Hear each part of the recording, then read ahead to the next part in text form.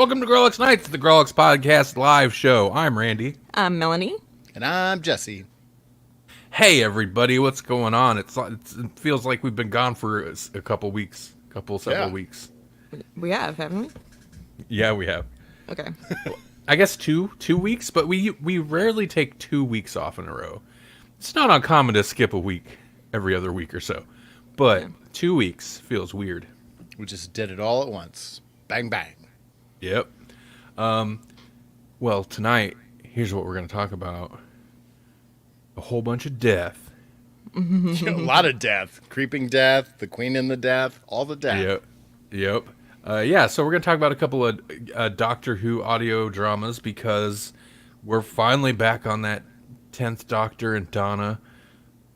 These aren't a revisit at least for me, but it's the 10th Donna. 10th Donna. It's the 10th Doctor and Donna revisit. But first, how are you two doing? I'm good. Doing all right. Yeah. Good. Oh, I'm getting a Wi-Fi warning. Why? Why am I getting a Wi-Fi warning? Okay. Anyway.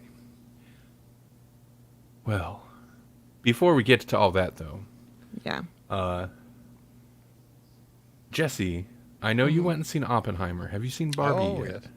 I know this is old Barbie. news. No, I know. I'm sure the internet's over it, but I don't know. I don't think they are. Like I'm still seeing stuff. Yeah. Not to mention I've been seeing like because Chudikawa is in it. He's one of the Kens. I guess they're all Kens. right, you're right. No. Spoiler? Can I spoiler? I mean, I don't know. Can you? Should you? I don't think it's that big of a deal. Okay, But- fine. There is one Alan. They're all Kens and then one Alan. That's right. It's like Eisenberger, or is it Michael Cera? Yeah, I think so. Yeah. Michael Cera. Okay. I see. Yeah. Well, let's go ahead. Let's dive into that mess real quick. Because, Jesse, I know since we took last week off, you took the opportunity to go see Oppenheimer. Right. And the big weekend, the big Barbenheimer weekend, Melanie actually went and did the Barbenheimer. I did. So I figured you guys could talk about those movies a little bit. Now, Melanie, you didn't do Barbenheimer in one day. You did Barbie one day and Oppenheimer the next? Yes. Correct. I mean, Oppenheimer's like a 3-hour movie, right? Yeah. Yeah. Yeah. I don't know if I'd want to double up on that one. And we drove an hour to watch it. Oh my gosh!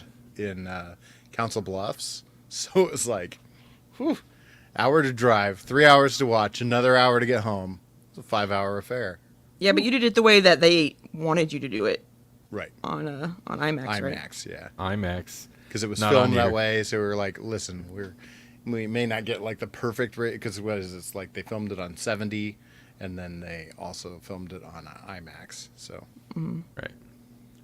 Yeah, Nolan's he's one of those. He's hardcore about that stuff because he can be, because Hollywood loves him. And he's made them lots of money, so he takes advantage of that fact. He's the kind of guy who's probably sitting there next to David Lynch complaining about people watching it on their effing phones. On their phones. Yeah. I can't imagine watching this on your phone, but Yeah. I suppose you could. Go ahead. I was just about to say you just brightened Christopher Nolan's day, and maybe David Lynch's too. Right.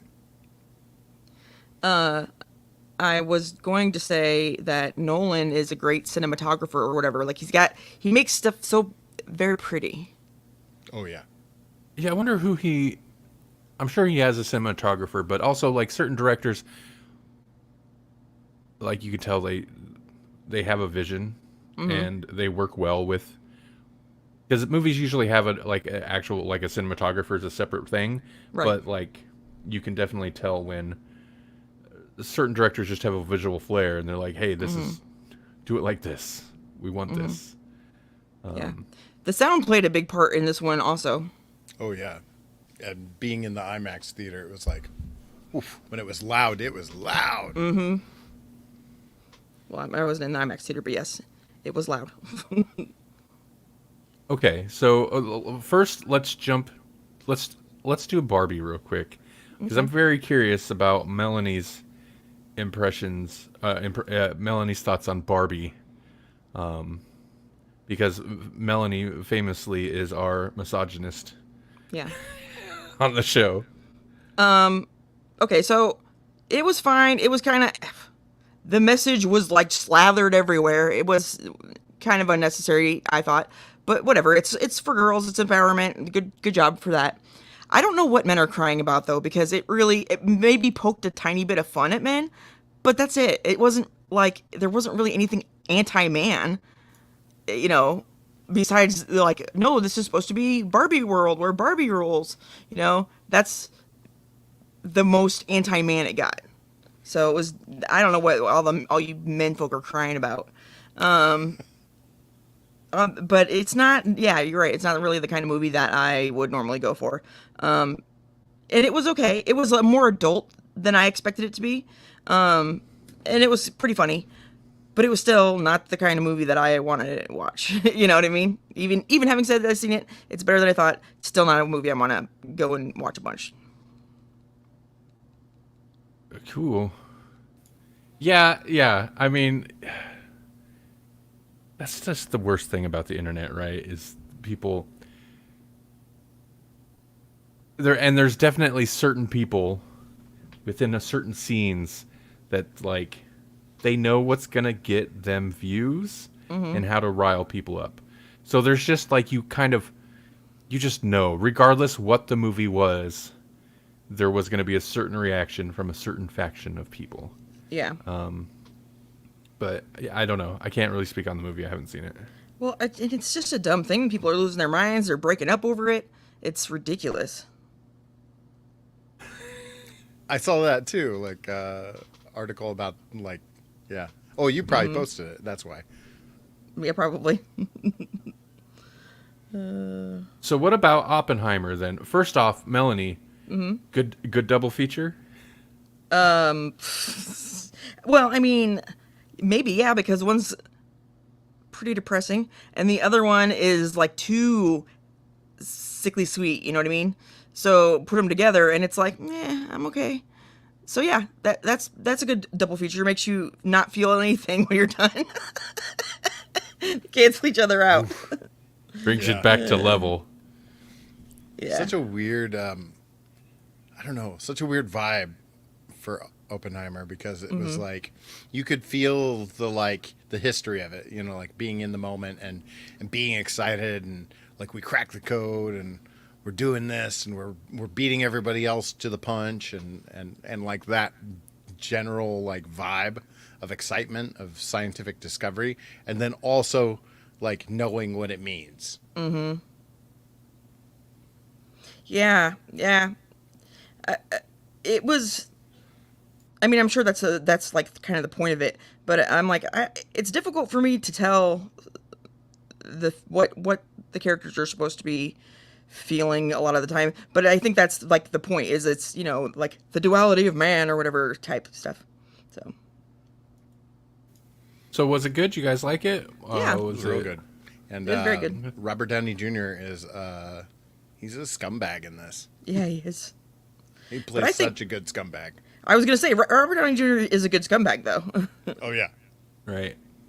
Right before his like Marvel renaissance, I think more often than not he was kind of cast as scumbags, not necessarily villains, but usually kind of a sleaze or something.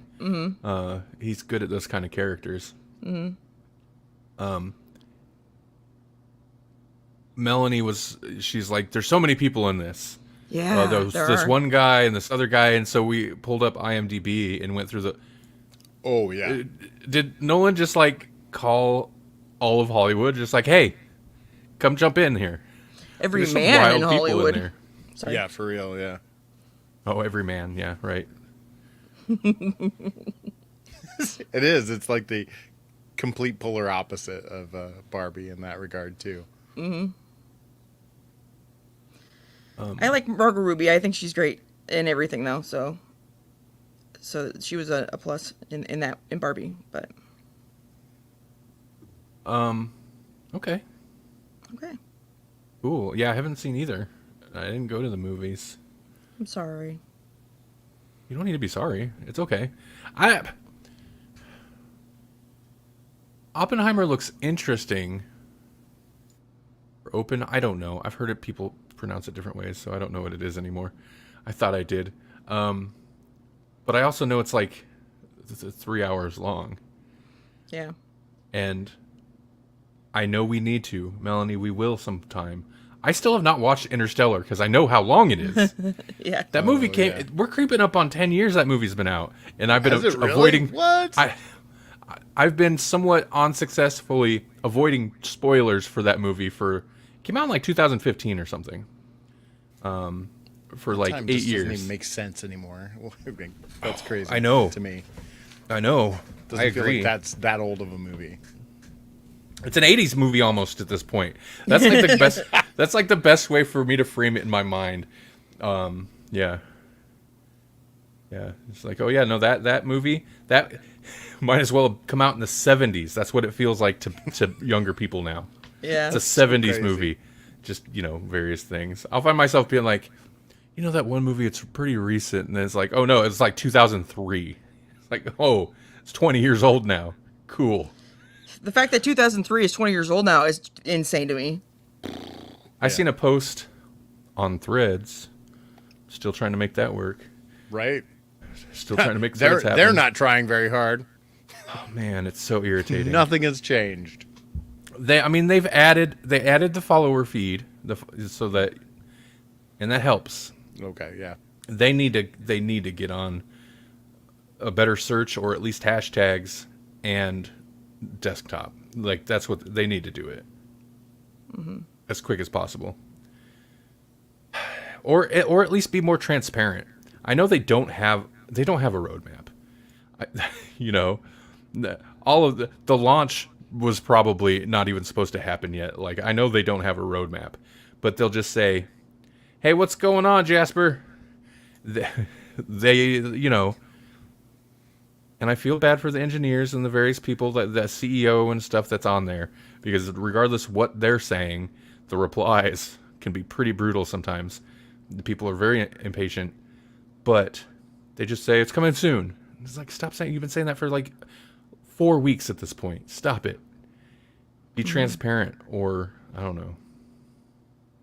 Or the Anyway. media will eat you.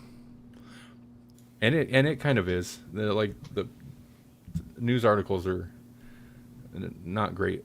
My point is not about Threads. What were we just talking about? Because I seen a post that was relevant. Barbenheimer? Or are we done with that? No.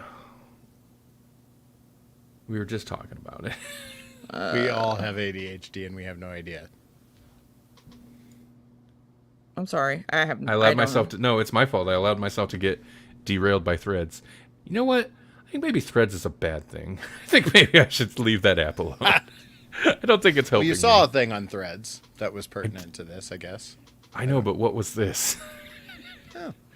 It was so perfect for what we were just saying. It's Dropping just the none of us- bomb.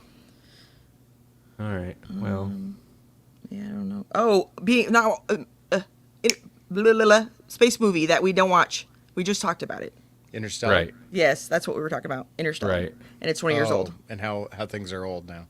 Yes, thank you. Back to the Future.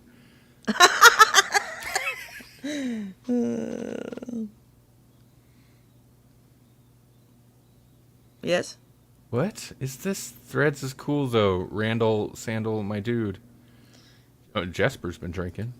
No, I'm kidding. I've actually really never known Jasper to drink. I'm sure he does once in a while, but I've never known him to. It's something I can't remember the specific date, but it's like at this point, if Back to the Future happened now, he'd be going back to like, how far would it have been?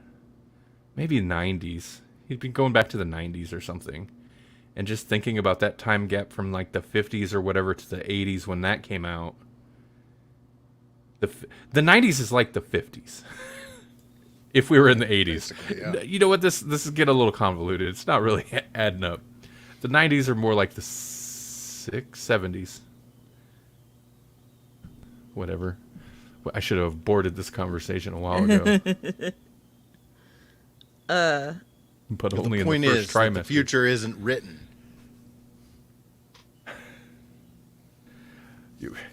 Don't worry, Jasper. I try things that don't work all the time, like Being a podcasting satire tonight. hipster. Yeah, you know those satire hipsters. Man. It Okay. feels like a double negative. Just cancels itself out. Satire. What and hipsters, else? Yeah. We haven't really watched anything of a ton of note, other than you guys seen those movies. We watched. I feel like we talked about it. Maybe I just talked about it to somebody else. They cloned Tyrone on Netflix. Oh yeah. And that's a fun movie. It's got, I can't remember his name offhand. It's Jonathan Majors, something Majors, not Jonathan Majors. It's got the guy from Kang? Yes. Okay. It's Jonathan got him. Lee Majors. Jonathan Lee Majors. Jonathan Majors is an old TV actor, right? Okay. That seems right, yeah. It's got him and Jamie Foxx, and it is very much. I'd say, I don't know if I'd call it like a outright comedy. It is definitely kind of it is definitely tongue in cheek, but it's a sci-fi thing. But it's very much kind of a throwback to the more outlandish blaxploitation movies, where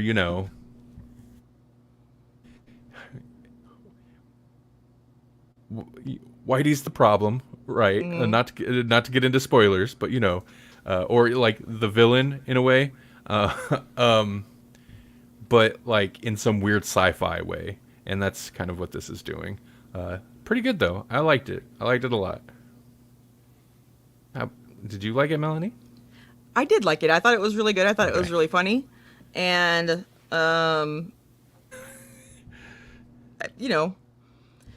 I particularly like that the title character doesn't show up for a very, very, very, very, very long time. Tyrone, yeah, those have like, wait, who's Tyrone? It's none of the mains. question. It's none of the main characters. I guess a spoiler, but that's an interesting decision. Mm-hmm. But pretty good. I recommend it. Go watch it. Me too. It's fun. Mm-hmm. If Jonathan Lee Majors is currently not canceled, or maybe he is canceled, I don't know. It's Schrodinger's cancellation. Right. He's both canceled and uncanceled. I think they're waiting to see how it goes. Right. Kind of like the James Gunn thing. Like, they've learned their lesson on that one. It's like, we can't just immediately cancel him, but we're not going to claim that he's definitely going to be in the movie anymore. Yeah, Marvel, I'm a little surprised that they probably kind of had too much writing on him at this point to be like, get him out of here, because he's like he's the Thanos now, right? Right. Well, and he's in Loki season 2, which is coming up next, I think. So Yeah, it's coming up soon. I'm so There's a excited. There's a trailer out for it. I watched. It was good. But like the guy's agents is, whatever his agent dropped him, like I'm sure he lost other jobs that were pending. Yeah. And The worst part about it is he's such a good actor. Like, he was really good as Kang, and he was in Creed 3 with right. Michael B. Jordan, and man, that was good seeing those two play off of each other. So Lovecraft Country. That was the other one. Yeah. He was great in yeah. that. He's like the lead. He's the lead character for the most part. And that's not to minimize, if he's a scumbag, he's a scumbag. I don't think that wasn't him, right? No, yeah, you might not even heard of it.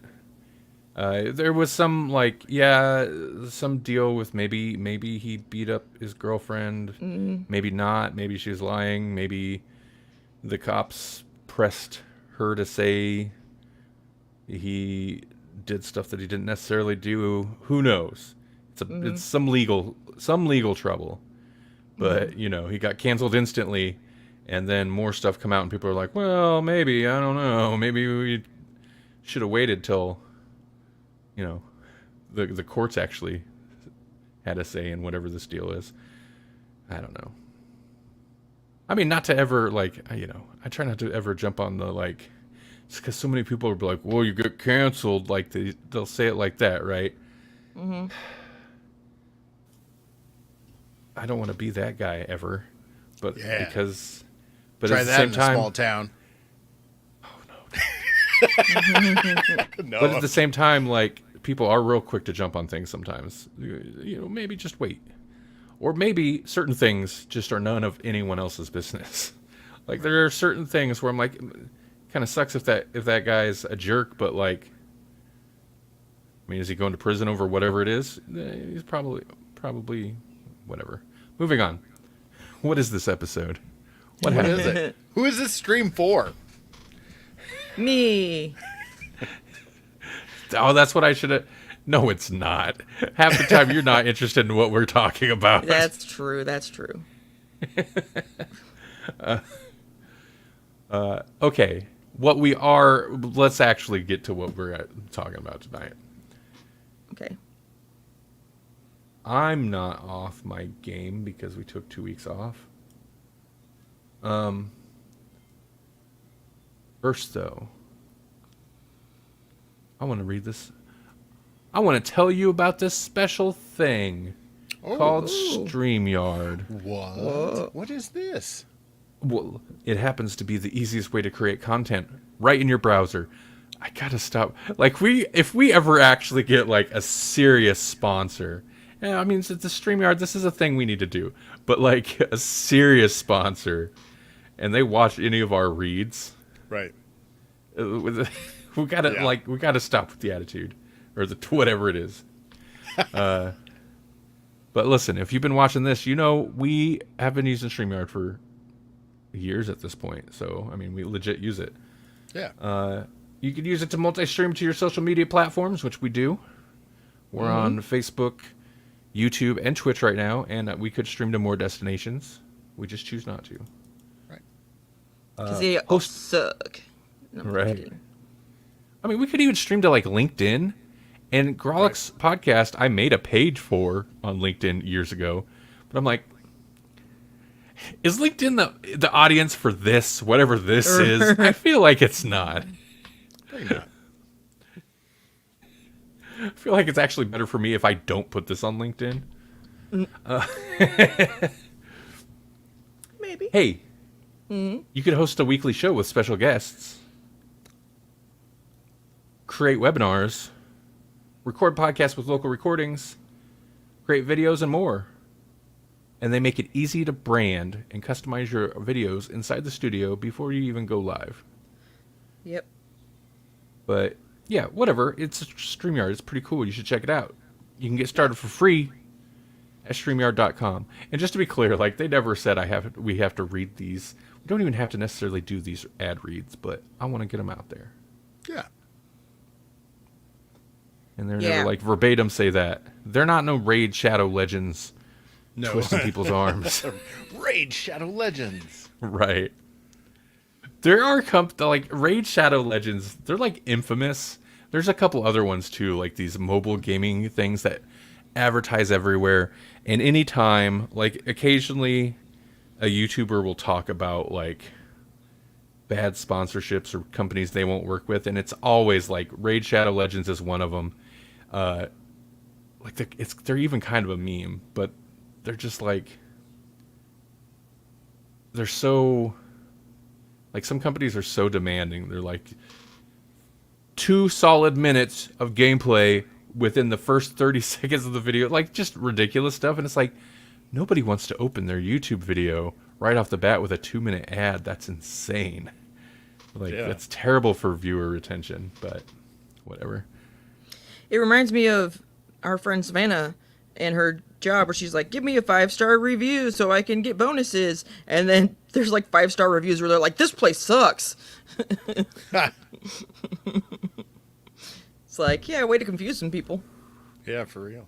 Yeah, there were 3 and 5-star reviews where I don't know if the people changed it later or what, but the words were a 1-star, but the stars were like a 5-star. And it was very confusing.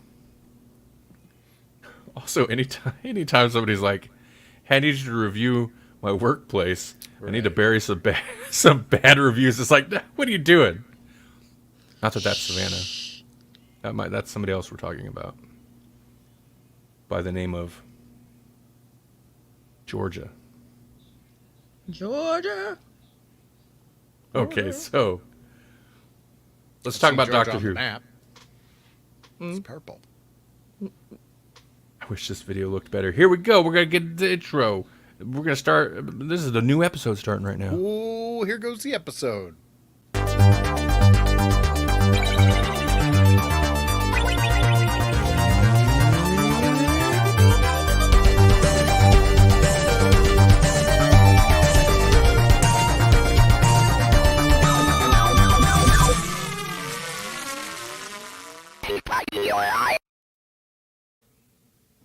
Welcome to the Grawlix Podcast, episode number 99.007 or something ridiculous that we've decided arbitrarily. Hashtag in the future, Randy's really got to learn to make motion graphics that don't freak out the bit rate so bad. That looks so terrible every time I play it. I'm like, oh, should have done something different. And in the future, you'll be able to do ad reads. Actually, AI will do ad reads for you. So they'll just do 2 minutes right at the top of the video for you, and they'll just read it. So, Raid Shadow Legends. No Raid. No Raid Shadow Legends. What's happening in the future for you, Melanie? Oh. In the future, Melanie will be prepared for every episode.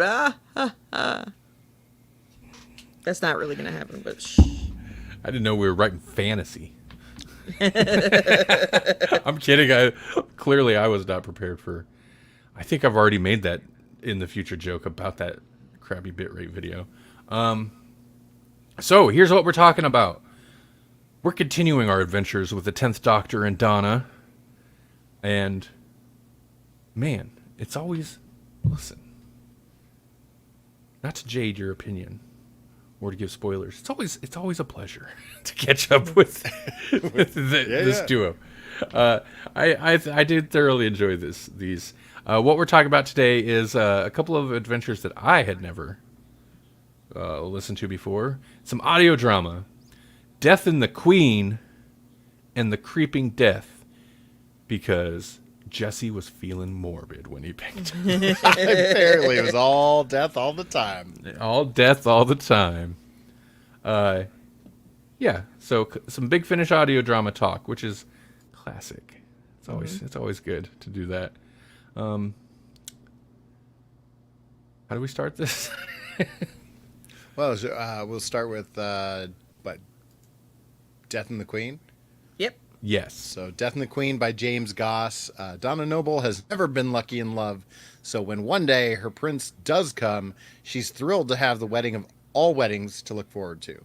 Though the doctor isn't holding his breath for an invitation, and her future mother-in-law is certainly not amused, but on the big day itself, Donna finds her castle under siege from the darkest of forces, marching at the head of a skeleton army, when it looks like even the doctor can't save the day. All right. This is... He did have a skeleton army, didn't he? Yep. Did they ever, properly explain, because normally they'll do weird stuff like that where it's like, oh, it's death and there's skeletons, but usually it's, explained away in some pseudo-science fiction way. Did they... They kind of did, but not really. They've just basically said that this race of aliens are, legit con men, so that was the whole thing. That they were pretending to be death or whatever. Okay. Spoilers. We're just getting right into that little thing right there. Uh-huh. Right. I think the big thing with this is you could kind of break some of these stories into two categories. There's at least for me, what I take from it, there's adventures that are the story is the thing. And then there's ones where it's story's not really the thing. It's the whatever. And in the case, the whatever here is Donna's going to get married and become queen of this place. Right. Like, that's the gimmick that really the whole story is riding on. What the actual thread is, like, to me, seemed secondary, right? Sure. When I first started listening to it and they were like, Donna's gonna get married, I'm like, oh no, they're gonna like sacrifice her or something of that Yeah. nature. It's Yep. gonna go bad. Yep. And there you go. So, spoilers, Melanie called it right off the bat. Oh, yeah. Yeah. Well, even Donna, in the course of this story, is just like, you've got to ruin all of my weddings, don't you? Yeah, the doctor had a good line about something about he's gonna miss the wedding, or he wasn't upset about missing the wedding. He's seen the last one, and he's like, I'll probably see the next one. And I thought that was amusing. You had a post, Jesse. Here, I'm gonna Oh, stop yeah. sharing that for now. You had a post that said the 10th Doctor is, he may be a good hero, but he's not a good wingman. Not a good wingman at all. Just you know, just Donna blocking her the whole time, you know. He's Was it you get like Goropatamia or something? What I don't remember what the name of it was, but like, the thing about Goropatamia is, they played up a little bit like the jealousy, I think. I mean, not like to ridiculous extremes, but he's kind of petty. He's kind of petty in this. yeah. I mean, for one, like when he finally gets to do the told you so type deal, he's all about it. But he even like adopts a temporary companion, and Yeah. I he's remember like, that. He's like, you're the best companion. that's exactly Yeah, right. Yeah. It's pretty good. Whatever became of her anyway. But the plot is interesting. It's interesting because of how much of like they're just like, yeah, a skeleton army. We're just going full fantasy this adventure. Yeah. Bad guy is a scary cloud. Woo. Did we get a setup at all of how Donna met this guy, or is it just we were in this just like, well, They were at a casino or something, right? Yep. Yeah. okay. Like French Riviera or something. It was an accident. Like the doctor was all bummed about it because he was hoping to go somewhere else, and she was like, "Yeah, casino, let's do this." I think Jesse, you might even said this, like part of your motivation on picking like this one or something was just the reoccurring thread of like Donna being tortured through these things. Yeah. Like we just watched the Silence in the Library and whatever the other part was called, where she essentially gets married in this virtual world and is in love with this guy and then has kids, and it turns out that was kind of fake. Right. And whatever. Heartbreak for Donna all the time. But she didn't seem all that upset. Like when things finally Right. were going down, and she still was kind of gonna marry the guy after he knowingly threw his whole army to go get killed, and he's like, I'm king. Anybody, like, Right. I can make anybody do anything. And she was upset, but she was still gonna marry him after that. It was like taking this whole thing about Donna and flipping it on its side, where it's like, this was literally like everything she could possibly want, you know, like Right. she's always looking to get married. She's always, you know, like she's a queen. She's got an army. She's got ramparts, you know, that becomes Right. a whole thing, you know, like it's everything she's wanted, and it's really not that great. Yeah, but this is feminism, maybe, but I don't like the way that it makes it, to me, it makes it seem like she's just so desperate to fit into the, expected role that she's willing to overlook all this crap to get there. And I think Donna's better than that. That's fair. Yeah. I mean, yeah, I guess that kind of plays into what was a little off-putting about her still wanting to marry him after he sent the army out and they all got slaughtered. Like, I thought that was a little weird.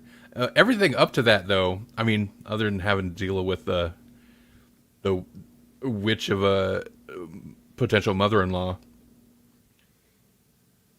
yeah, Donna being a queen of somewhere, she'd be all about that. She'd be all about that. She'd be a And tyrant. She was teaching. She even makes the joke that like, no worse than my mom. Yeah. She was real similar. Real similar. I was just thinking about that. Yeah. But yeah, I enjoyed it. I thought it was a pretty good story. Something that, and maybe it was imagined on my behalf, but like I said, this was like basically the third adventure in their first like audio drama outings, maybe. And I thought the first adventure seemed a little stiff because that was the technophobia, which might have just been me acclimating to audio drama versions of them. But in this and the next story, I don't know, they seemed very comfortable. They were like right in it. Yeah. Yep. What about the next one? Yeah, I don't really know what else to say. We're kind of blowing through it, but I don't really know what else to say about it. I enjoyed it. The next one, The Creeping Death. Who's this one by? Roy Gill? Yep. You want me to read it? No, I'll read it. Okay, go for it. Go for it. Yeah, The Creeping Death is by Roy Gill Landon. And in 1952, a deadly smog envelops the capital. So this will be in London. And but something even more dangerous, an alien, is hiding within the mists. When the Doctor and Donna get lost in the fog, they meet a motley group of Londoners trying to make their way home. Very soon, the stakes are raised as death creeps along fume-choked streets, and not everyone will make it out alive. Yeah. Yeah, this kind of seems like a story with... they're not specific, but a real high body count in this one. If you consider... Yeah. It seemed like an entire theater of people was dead at some point. Yeah. Like right at the beginning. They're like, Yeah. oh, they won't move. I'm like, oh, it's because they're dead. So is They've this been asphyxiated. this is an actual occurrence then? Yes. Okay, I Yeah, figured, the but- smog thing. Yeah. And apparently, this is another case, kind of like Pompeii, where they would not be the only doctor and companion, TARDIS crew roaming. Really? It. What other doctor visited this historical event? Hold on. Creeping Death. References. Continuity. The third Doctor and Sarah Jane, Oh. apparently. On TV? Oh, nope. Prose. Oh. So no. Yeah. I mean, not to discount that stuff, but like Doctor Who, canon is a horrible mess anyway. Right. But if you count in like the books and the comics and the audio drama, like you just assume there's multiple doctors everywhere every day. Right. Yeah. Yeah. But I wonder if we'll get far enough out to where we'll get a wacky doctor adventure where they end up in our capital on one January 6th. Mixed in with the Oh, crowd. man. Bring Winston Churchill. He'll love that. That's Oh, where we my need God. Matt Smith. Matt Smith needs to come to Big Finish, make some audio dramas. They can do the Winston Churchill thing. Yeah. That'd be fun. January 6th. Insurrection of the Daleks. They need to wait a little bit before they approach that story to see how things pan out a little better. They need to see how the Trump Yeah. trials go and all that. Like, Yeah, fair enough.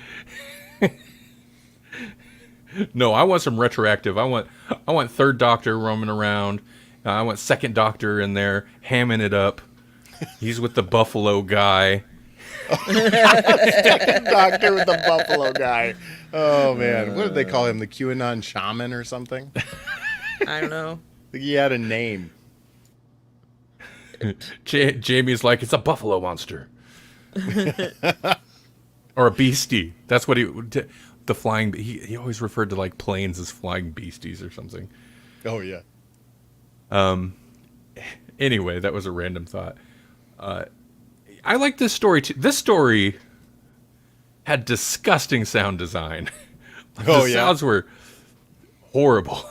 I mean, it was good, but like, Right.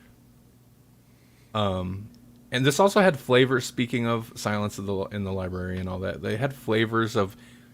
I guess it's just kind of the nature of Right, like a siege type creature. of thing, like they're stuck in here, kind of thing. right, and it wasn't like tiny microscopic creatures in shadows, but spoilers ends up being like microscopic creatures in the smog. In the mist, yeah. In the mist. smog, yeah. Man, this could have For a been minute, really you think it's just dynamic- going to be a straight historical, and then it's like, nah. Straight historicals are lame. There's got to be an alien. Yeah. Yeah, because they got to the problem way too early on for it to be just that. You know what I mean? Right. They did get to it real fast. And it's also interesting, I guess both of these stories split the Doctor and Donna up. It seems to be a reoccurring thing. Maybe it's just you can cover more ground that way in terms of storytelling. Split them up most of the adventure. I mean, the Doctor wanders in and out on that last one we discussed, but this one they just lose each other right at the beginning. You know, they're Right. walking and like now the Doctor's hanging out with this theater usher lady, and Donna met this guy. Like a greaser type. Right. I thought so it's, yeah, I don't know. It's this one's kind of very plot focused as opposed to the last one that I thought was like plot was kind of secondary to the conceit. Sure. There were some interesting like side characters. The almost kind of like love triangle situation. Coincidentally, that's actually kind of bad writing. Coincidentally, the theater usher girl, I think it was, had a crush on this one guy who happened to be gay and had a relationship with this other guy. And but the gay relationship was interesting because being gay in London in 1952 was illegal. Yeah, I guess so. It didn't really impact the story much, but I thought that was an interesting, I don't know, characters in terms of side character stuff. Sure.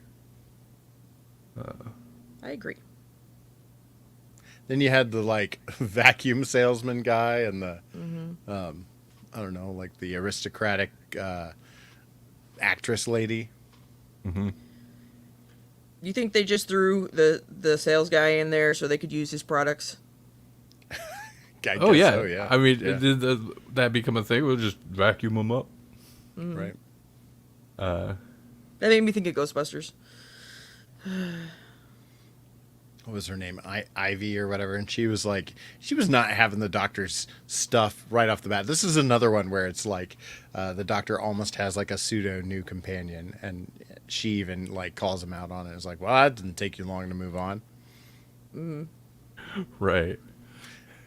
And Ivy's like, so this thing is like a stethoscope? What else can you do with this stethoscope? You know, like she's just like figuring it out pretty quick. One thing I liked that I feel like maybe they do. I haven't listened to a ton of these, so I can't say. Maybe they do it. But they directly reference like Pompeii, talking about, you know, because this is a fixed historical event that happened and lots Sure. of people died. And, you know, Donna's like, you could do something, right? Like, I was Right. you know, Pompeii and blah, blah, blah, blah, blah. So that was an interesting, that's almost a little like, maybe not cathartic, but it's almost character arc, or at least it's some type of character work Yeah, that they and never. it kind of pings you into where they are.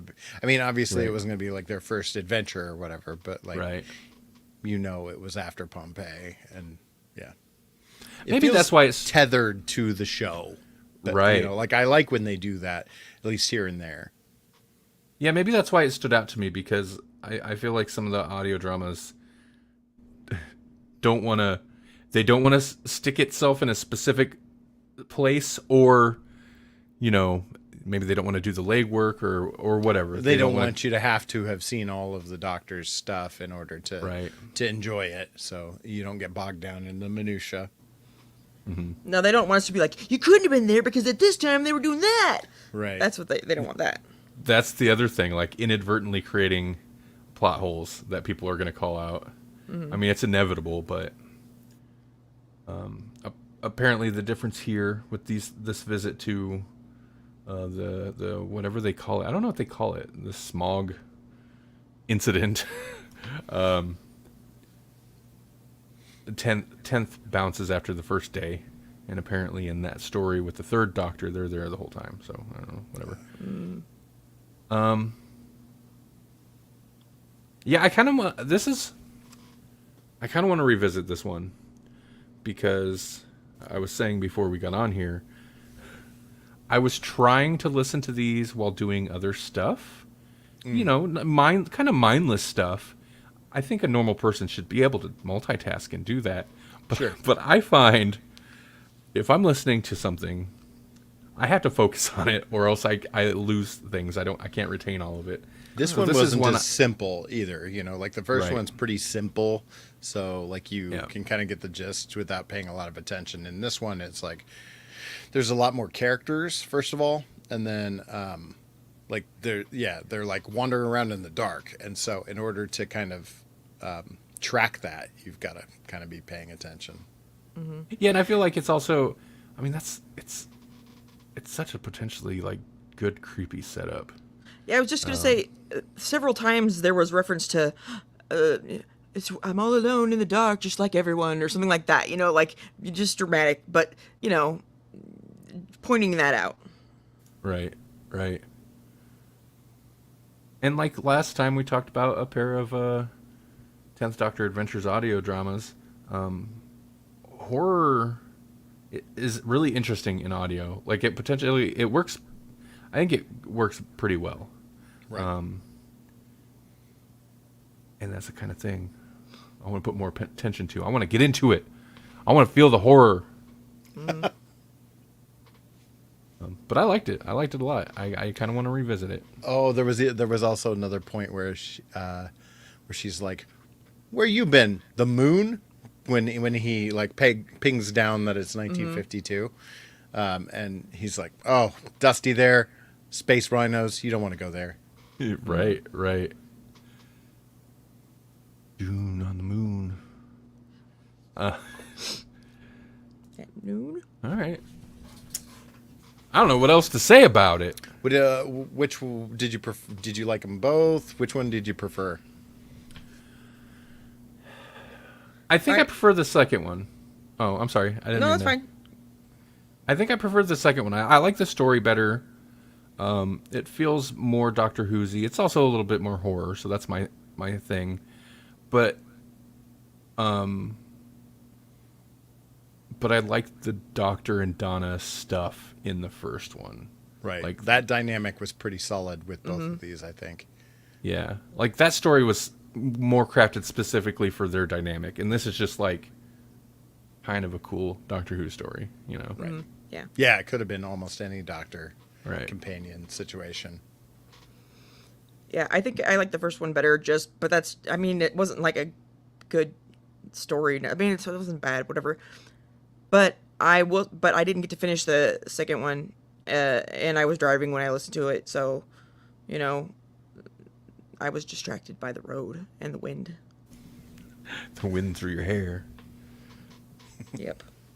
Of the 10th and Donna audio ventures we've listened to, though, I would say I like both of these more than Technophobia, Right.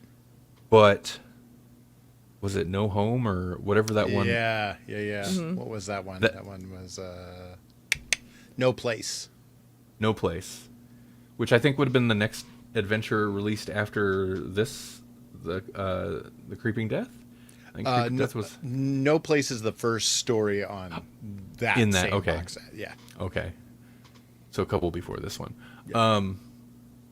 That's still the best. Yeah, I think that was my favorite one so far. So that one had an interesting mix. Speaking of like, that one had an interesting mix of like the characters being who they are, really like aided the story. It being the Doctor and Donna, but also like Donna's family being there. Like it would have been a very different story with any other Doctor and companion team. But also, the premise, although the actual like reasoning was kind of nonsense, but the premise and the execution was also interesting, as opposed to like in this case, there's either character or the plot. That one was the mix of both was good. and they played with the audio. Right. The audio production in an interesting way because it was like a show within a show. Right. It was a found footage TV show presented as an audio drama. It was so good. Yeah. So the point is, that one's good. That one's real good. That one's real good, yeah. No, these were good too. We're gonna have to jump back to the TV show now, especially since we kind of delayed this episode a month. We have a little bit less time. Right. Also, I missed it, but there's apparently a reference in The Creeping Death. I didn't even pull the cover up for that. Should probably do that at least for a little bit, right? Now that we're done talking about it. It's got the 13th Doctor branding on it, which was a little strange, but You're right. yeah. I wonder why they did that.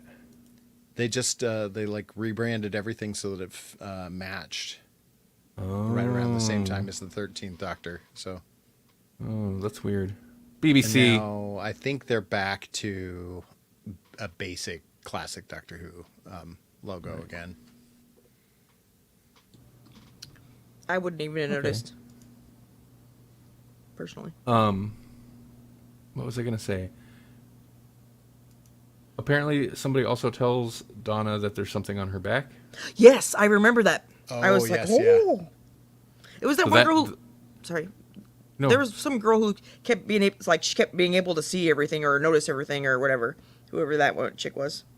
Yeah, she was able to. She picked up all that kind of stuff. So, like, she was maybe touched by, some of An the time angel? travel bug or whatever. I don't know.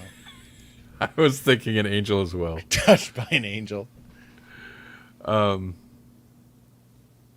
yeah.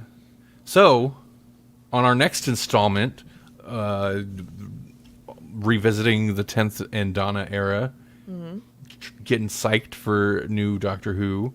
I think we'll bounce back to the TV show. All right. All right. Which episodes? It doesn't Is matter. it turn left and Is it? Oh, something yeah. else? I think it might be. Well, so, like, this was perfect because, if there's something on your back. Right. Yep. I'm just double checking. Forest of the Dead, Silence in the Library, Forest of the Dead. Okay, Midnight, which is a very Donna light episode. She takes a vacation. Donna needed a vacation after the whole being saved and her whole life being a lie. yeah, exactly. Her children being virtual NPCs that didn't really exist. So she takes a vacation, and there was also a reference in The Creeping Death about something about him stealing a bus, which is totally a reference to one of the specials coming City up. of the Dead. Yeah. Yeah. Planet of the Dead. Yeah. And yeah, then Turn Left. Oh man, Turn Left. It's good. I'm so excited. All right. Well, for the audio recording, so check back in about a month. Check back in about a month. We'll have it. Or you just don't ever leave. Come visit us every week. You don't have to wait for audio to drop. Come see us live on your computer. I realize come see us live has a different like whatever. Oh yeah. Come watch our live streams. On Twitch, on YouTube, on Facebook. Those are the places. Most Thursdays at 8:30ish. So that's a good starting point. All right. Ooh. There's something on your Grawlix. There's my quote. Oh. Wait, there's something on my Grawlix. There's Grawlix on your back. There's a Grawlix also on dirty. your back. Yeah. Okay. Let's get out of that. Let's transition back here to Knights. Jasper, I don't know if he's still watching. I didn't notice your comment like 45 minutes ago. Have you seen Secret Invasion? Heard it was not great. I still haven't seen it. I thought it was all right. I mean, it was very superhero light. Like, they took a different approach with it. But I enjoyed it. And then the last episode was very, like, superpower heavy. So, it's just kind of how Marvel does. They leave the big superpower beat down for the last episode. No surprises there. Mm-hmm. But I just enjoyed having a Samuel L. Jackson, Nick Fury show, Right. Mm-hmm. Yeah, I still want to check it out. I just haven't because we're not currently subscribed to Disney Plus. But, I mean, they'd really have to... Samuel L. Jackson's your main character. Yeah. In the series. You'd really have to, like, fumble the ball for it to not be great. But, I don't know. People are so... Unsurprisingly, people are so fickle on the MCU stuff right now. Mm-hmm. It seems. And it is partially because, I don't know. I think it's a little bit of superhero fatigue, but also people think they don't like it because they're not necessarily always doing the usual superhero stuff. Maybe they expect that. But whatever. We talked about it before.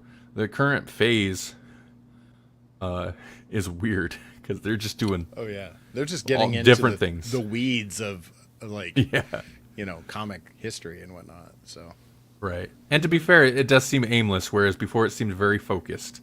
Right. But whatever, explore different weird avenues. It's fine. They were hitting all the greatest hits at that point, and now we're getting into like, okay, here's a weird one. We're like, let's get into the Secret Wars stuff. Like, try to explain Secret Wars to anybody, and it's gonna be like, oh, that was kind of a confusing event. Right. And Disney currently is like doing like all of them, is trying to like cut corners and is it button down the hatches? Is that the expression? Batten down the hatches. Yeah. What's a bat? How do you batten a thing? I don't know. Is that like boarding it up so it doesn't so water doesn't get into it? There you go. I'm an expert on the subject. I'm gonna say yes. Clearly. So yeah, we don't whatever. know gets about sea-going vessels. We don't. We really don't.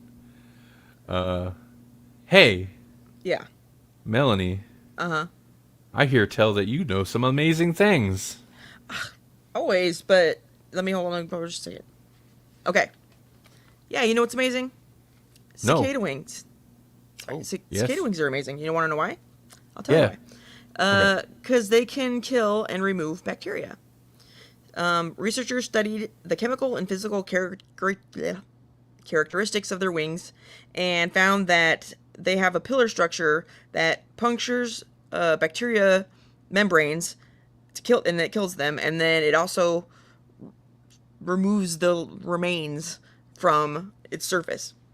So to mimic the blunt spikes, they used dye block polymer on a silicone base, and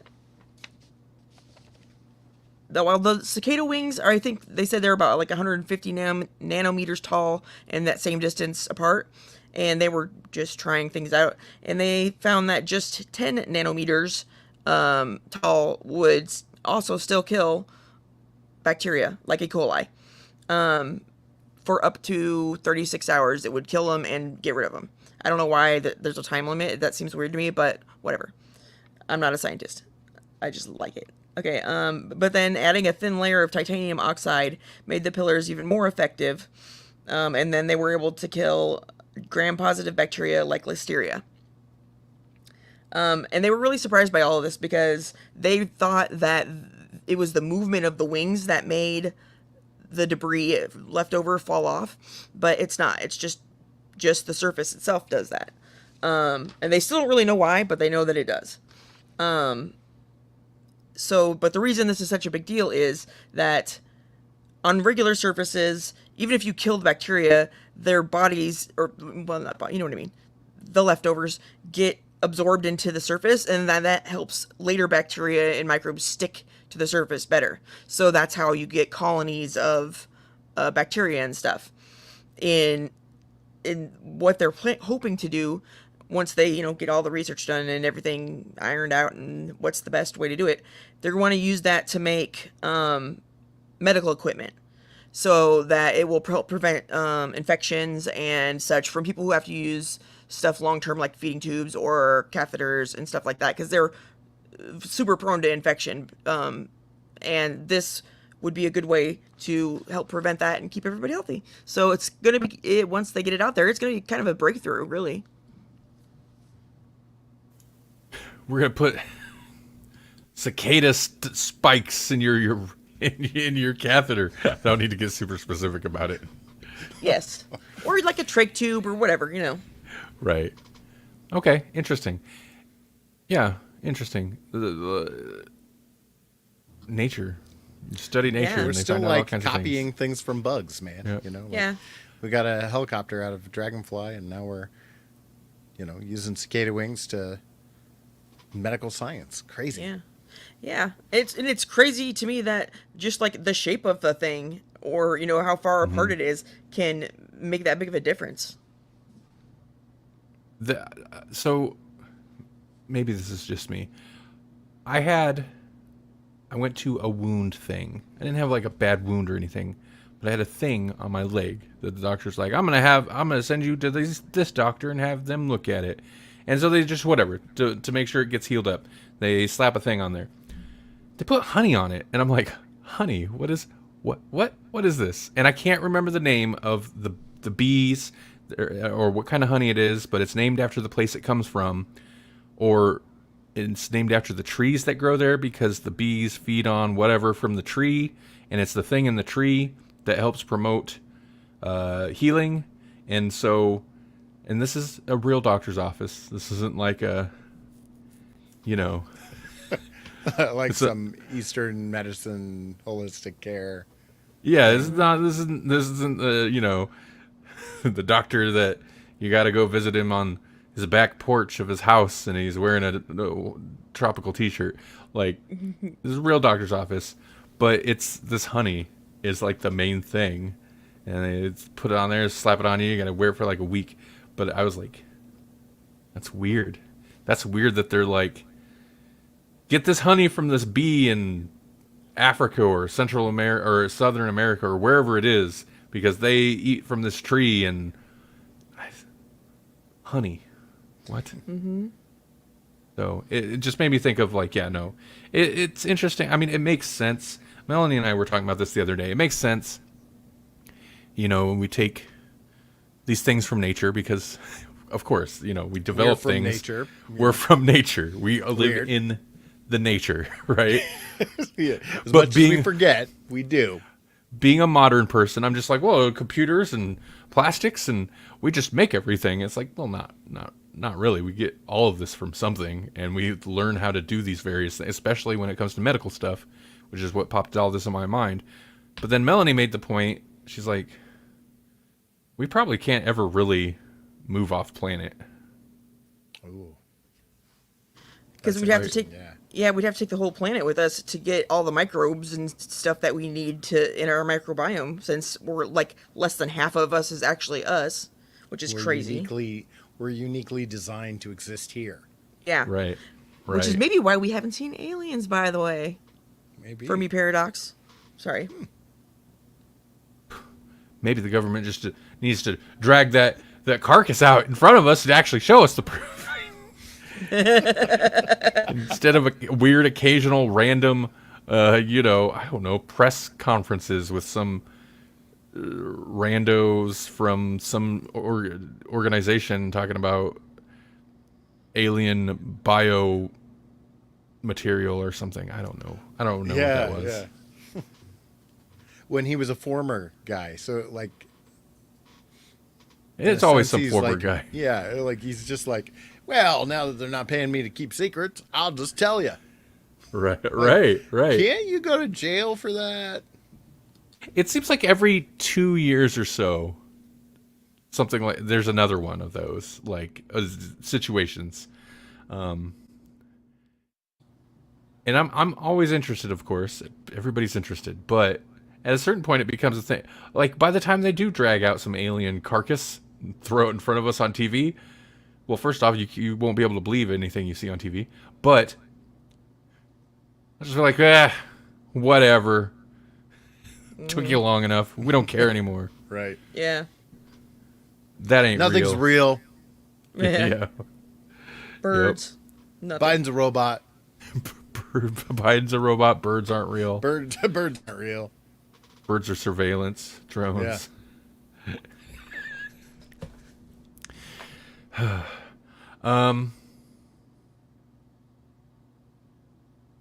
Thanks. Yeah. Thanks. Thanks, everybody. Let's wrap this. Jesse, you got anything you want to mention before we jump out of here? Nope. Nothing I can think of. Oh, you know what? Humble Bundle. That's such a cool thing. And there is. You're right. There's a Pathfinder Humble Bundle out right now where you can nice. get second edition Pathfinder books. If you're one of those tabletop role playing gamers, you can go to grawlixpodcast.com/humble, pick you up some tabletop gaming stuff, and you could support charity with that and kick a little bit of money to your friends over here at Grawlix Podcast. Yeah. I like it. Me too. We have legitimate things we can promote all the time. Yeah.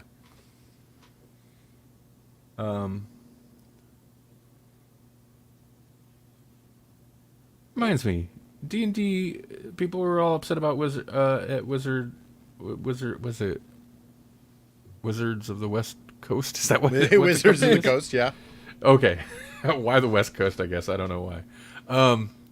Because they were, I mean, they're kind of litigious when it came to D&D stuff anyway, but they were like further going to lock. Yeah, they were going to lock Down- down the open gaming license. They were going to make changes to it so that third-party Right. companies couldn't make things for 5th edition, that kind of stuff, or whatever the Right. new thing is going to be, I guess. Did they follow through on that? No, they rolled back pretty quickly. Okay, good. Yeah, I knew there was something like that. I couldn't place what it was, but I knew people were upset about it. The Pathfinder is what reminded me, and I know Sure, everybody yeah. is always like, Pathfinder's great. They're much more amenable, more friendly, Right. consumer friendly, or whatever, just open with their stuff than D&D official D&D stuff tends to be. Which I wonder if that's why they went to a second edition, is that they were scared that the OGL was going to like mess up their model, because they were based off of the OGL basically. Was they took the OGL and just adapted certain parts. to Interesting. make Pathfinder, yeah. Okay. Well, thanks everybody for watching. Thanks everybody. Oh, hey, hey, I got something. Go watch some music videos on youtube.com/super science music. I think it is super science music, actually. Yeah.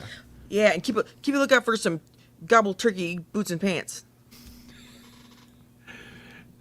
Man, so okay, been all up on some AI tools.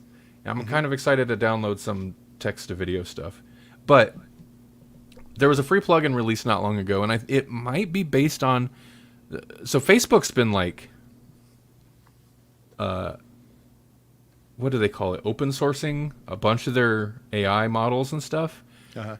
And they released some audio and music ones that apparently is trained on stuff that they had permission to train on. And it's okay. Everybody knows about it or something, whatever. The companies are so scared about that. But there's a free plugin that some company released that I think is maybe based on that. But it's basically you generate samples. It's text to audio. You type in what kind of like sample music or whatever.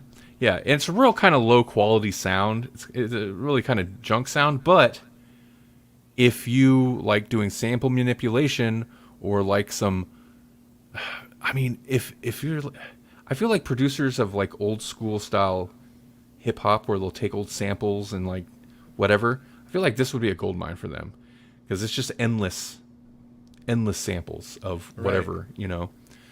But what Melanie was talking about is, I was showing her that, and we generated some samples based on the phrase "turkey gobble, boots and pants," and you're muted. Oh, I'm sorry. It's great. It's great. It's It like came out real funky and Yeah. dancey, and Give me a beat. So I was kind of cutting that together in a thing, and I don't know where we'll release that, but we'll put some of that stuff out at some point. yeah, it's amazing. Anyway, all right. Once again, bye, Bye. bye everybody. Grawlixpodcast.com. Everybody. Take it easy. Have a great weekend. Thanks for watching. Mm-hmm.